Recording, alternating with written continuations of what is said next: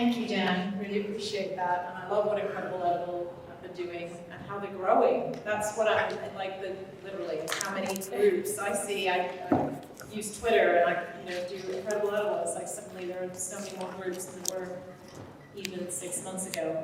All right, I'm going to hand over to Marvina, who's going to close our session today.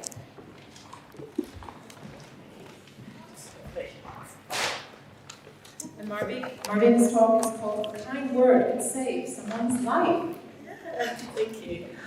Hi everyone, we made it. You guys made it to the end, so can you give yourself a round of applause? And can you give the KindEx team a round of applause? I hope today you've had your session and you feel that warmth of kindness running in. Incredible, edible. Big up to you. Thank you so much for all the work you do and how many lives you save in the way you do it and bringing communities together. Really, really appreciate you. Auntie Zena, I just say auntie. It's a cultural thing. She's just amazing. You've made dying matters something important. You've made us looking in our communities and seeing a reflection of people, mother of abundance. The work you do in the community goes without anyone saying thank you to you. I want to say thank you. And sometimes there's superheroes with no capes, and I feel I'm surrounded by them. And that's what Leeds brings to you. Leeds has a lot of people who just have a heart to give, a heart to look at ways to make a difference in the community constantly. And I'm so proud that Leeds is the birthplace of my activism. So, for me, I'm an activated human being. When you're activated with kindness, it's infectious. Like, even when people don't like you, it annoys them because all they can say is that, why is she so nice? And they'll find something. They would have to find something. And this is the part that really, really, really inspires me to do what I do. Being black, being African. I felt like when the universe and the ancestors created me, they decided to give me a stronger backbone. Just because I'll be in a society who will try and break it. Like, I didn't know I was black till I came to the UK. Because in Nigeria, I was just, Ese Ogene, which meant gift from God. So can you imagine how pegged I felt? I was just walking around like, yeah, gift from God. Yes, divine in every single way. Then I hit City Airport. We used to come to London and travel for holiday. I have to say, I am a looked after child. That means my mom left me with her friend and never came back. Again, hidden, looked after child. Because I didn't fit the system, so I stayed with a friend until you grow out of the system at 16, where I felt the warmth embrace of being kicked out on my 16th birthday, embarking in Dagenham, where I got acquainted with the words BNP, which does not mean black and proud. It does not mean black and proud, it means British National Party. And why this is important for me to tell you the story of who you see here. When young people tell me, oh Marvina, we love you, this and that, I hear it, but I see you and I'm just like blown away. I'm just like, I don't want you to ever have to go through the experiences I went through. And that's why I have this love to want to help young people. At 16, being homeless meant you had to choose when you could eat. I stayed in Barking, Vicarage Field Shopping Centre, and I would walk an hour and a half to Canning Town. Because in my mind, going to school, in my mind, meant I'll beat the system and people forget that I'm black. Because I'm going to be the smartest black girl they know. And people kept calling me black. I don't get it. Like, my skin's kissed by the sun, and it's a little bit like, blessed. Well, then you're pretty for a dark-skinned girl. and you're 16. And then a group of boys decide to beat you up just because black people don't feel pain. And you're 16. And then you realize that what allyship is, and I didn't finish that. A is to act, L is to listen, L is to learn and own your unconscious bias. And Y is to yield your power and privilege. That's what allies. I know, I like doing stuff with acronyms, but it's a cool way to kind of remember stuff. And the yielding is the hardest part, because when I was getting beaten up at 16 by this group of boys, the one thing I remember was the white silence. There were people around. Some people laughed. Some people cheered. Some people looked scared. And I had to go to this place in my mind where I was no longer black. Where I was SEO. And at that place I felt safe. And I came out of there with broken ribs and other things. And I missed doing my GCSE English language. And I was in hospital. But I had a cool crackhead homeless one. And good story there. She noticed that was her. A kind word could save a life.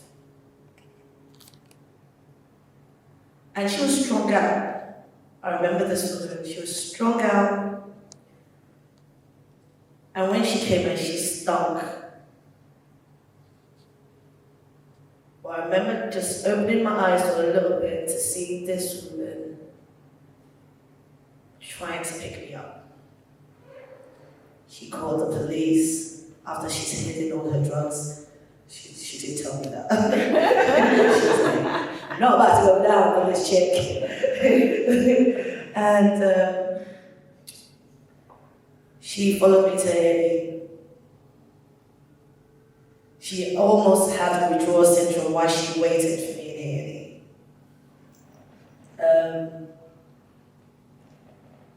And that's how I got my crackhead mom. She's awesome. When it was time for me to get discharged, no one was going to take me because they can't let you leave without adults. So I had to tell my friend to tell her sister to come and get me and say she's my older sister. That's how I got released. We need to also highlight hidden homelessness. How many black women or black girls or boys do you see on the streets? There are ethnic minorities, black children who are homeless, black women who are homeless, black girls, Asian, ethnic minorities who are homeless. The GRT community are going through it right now with specifically policing and crime centres of the build. They're not going to be able to park and be in spaces. So my garden to all the GRT people, yes, it's in Bramley, it's unkept, but it's your garden, you can come and park your car anytime so you don't get arrested, you've got a home in my house. I do have an open door policy in my house for any young person. Actually, that's the thing. People don't know this about me. And we do have a pantry, a community pantry, at my house too, which means you can knock and you can come and take what you need. I will explain why.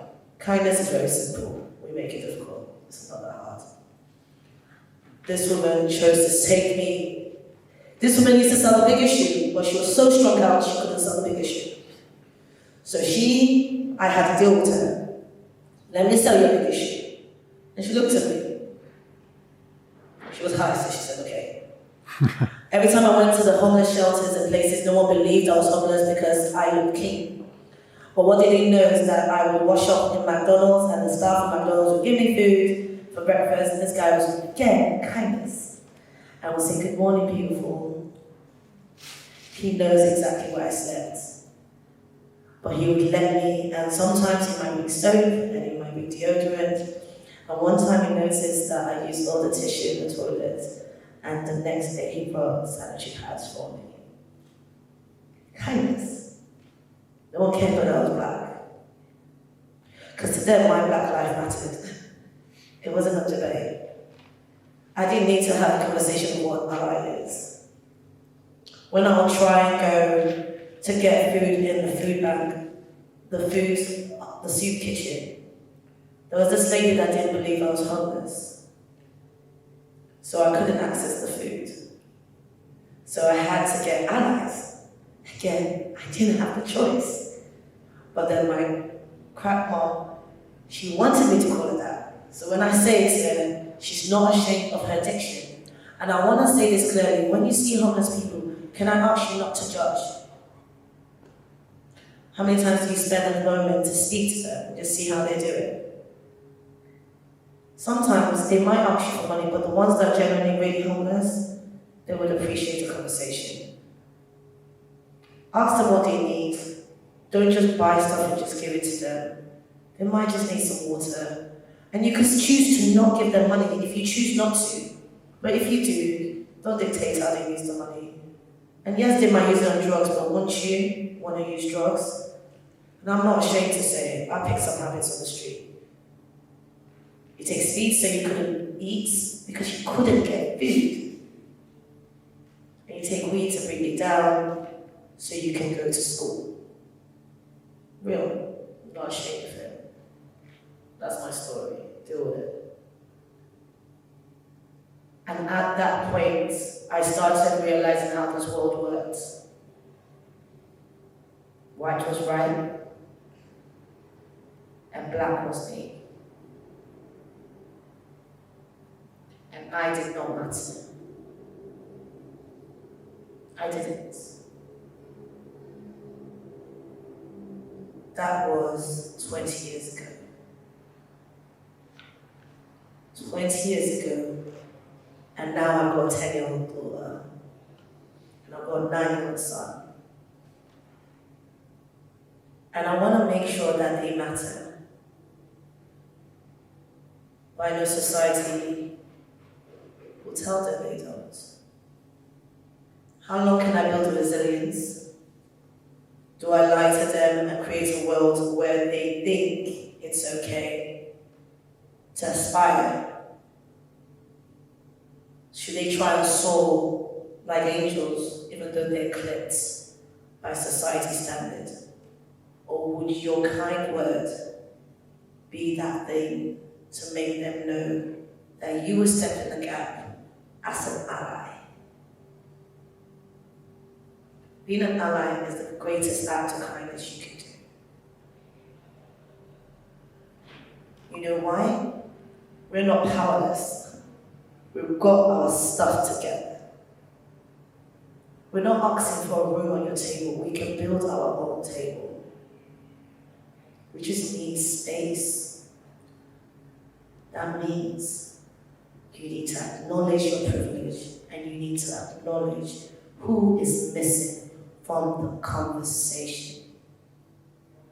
If you're doing an event and you see the diversity is not there, leave the grand stage, go to the community. If you realize that moms are not able to attend your event, book it during school times and book it somewhere that moms can come. If you're catering to black men and you want them to attend your event, do not think stereotypically that they're gonna be playing sports, because some of them could be singing, dancing, some of them could be gamers, some of them could be come-comes. We are not homogeneous. But when you see violence in a world full of hate to black people, this is not an all-life campaign, because all life cannot matter until Black Lives Matter. And that's not up for debate, because if your house is burning and I stop someone from coming to put that fire out, and I tell them to water all these buildings around me while this house burns, because all house matters, you would lose everything that is important to you, just because someone wanted to appease everybody else, so no one feels left out. Remember, in that activity, I say do one thing at a time. Saying Black Lives Matter does not say GRT life don't matter. It doesn't say trans life don't matter. It's just saying for just once, is it okay for us to just talk about the racial systemic racism that affects the fact that the curriculum needs to be decolonized, the fact that the economy needs to be decolonized, the fact that still reparation means more than giving money and resources or actually returning of stolen land and goods? Does it mean that it happened 400 years ago, but I am still feeling the trauma bond, the mental trauma, to the point that the healthcare system still treats me different, even as a black woman more likely to die in childbirth in the UK? And think about the trauma that then gives birth to that child and that impact on the child. And also, black men being 70% more likely to be sectioned and imprisoned. But we are the ethnic minorities. Now sit and marinate on that. But your kind words can save my life, because I'm a highly functioning depressive person with anxiety that I'm so proud of. And kindness has saved my life. Kindness actually saves my life daily. So when you see me, don't assume that I'm strong. Just be kind. Have a smile. Because maybe that's the only smile I need in a world where I just see hate constantly. Thank you.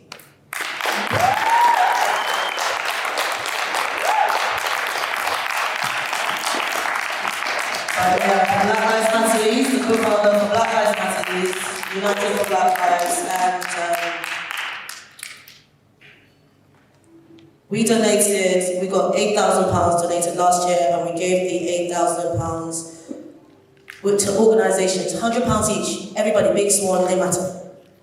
And the reason for that was to say there was no competition. We also need to have conversations with funders that gatekeepers are a syndrome. And just because people know how to apply for funding and make things sound right, doesn't mean that they're the best people to get the funding. For you to actually work with services to tackle inequalities, mostly systemic ones, around race, intersectionality, womanhood, or whatever it is, you need to go to the communities. I am tired for people saying they don't know what to do, they do. We are tired. My depression actually resides from this systematic racism. The fact that daily I sit there just thinking, I am powerless. And that's the worst feeling. And when you talked about the worst way to make someone sick, for them to be in the system and feel that they are powerless. So your kind words, your kind actions, your kind investments. We're black 365 days of the year, we don't need a month, but you're giving us one, so we'll use it. But pay your black speakers when you come in. Look at ways to get funding, do partnership projects. Make sure you take some Foreign Central goodie bags, because Foreign Central loves you. And Black Lives Matter all day, every day.